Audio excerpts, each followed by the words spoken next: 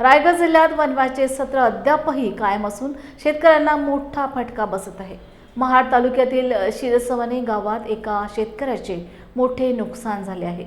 महाड तालुक्यातील शिरसवणे येथील शेतकरी संतोष भोसले यांनी तब्बल 2200 पेरूच्या झाडांची लागवड केली होती।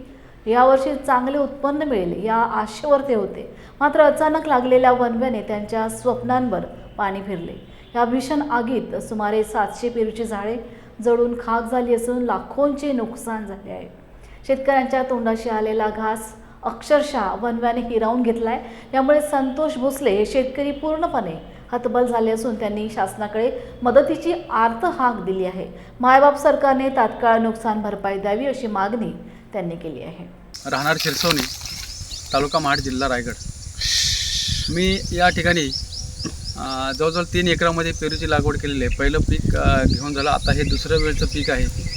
आणि मी इथे हजर नसताना आकस्मिक ते कुठून वणवा आला पटरीच्या साईडने आणि जवळजवळ 700 झाडं माझी पेरूची, तसेच काजू 25 एक, आंबा जवळजवळ 20 आंब्याची झाडं आणि नारळाची 25 झाडं, अशी झाडं वणव्यामध्ये जळून पूर्णपणे जवळजवळ नष्ट झालेली आहेत। त्या अवस्थेत आता आहेत।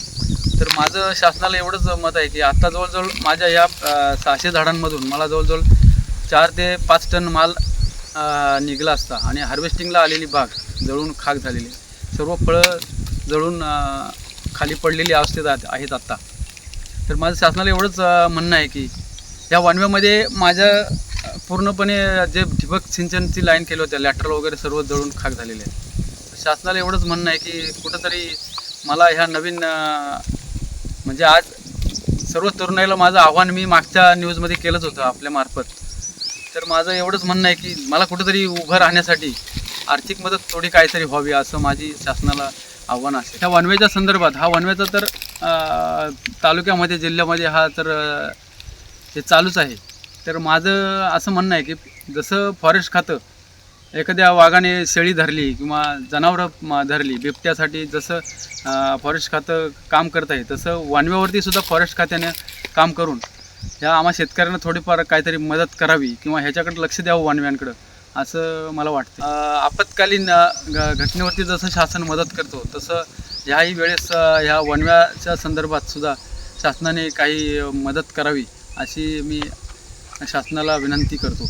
आता सध्या तरी ह्याच्यामध्ये ओसाड शेती असल्यामुळं गवताचं प्रमाण जास्त झालं आणि त्याच्यामुळे हे वणव्यांचे प्रकार भरमसाठ वाढलेले आहेत आणि पूर्णच्या पूर्ण बागा भस्मसात होत आहेत।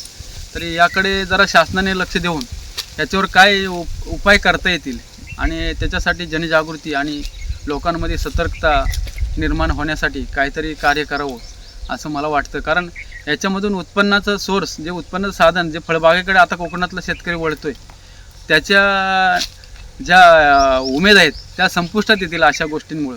कारण शेती पूर्णपणे संपलेली आहे। तर आता हाच एक पर्याय आहे की कोकणात तरुणांना की पैशाचं आर्थिक उत्पन्न वाढवण्यासाठी एक साधन आहे।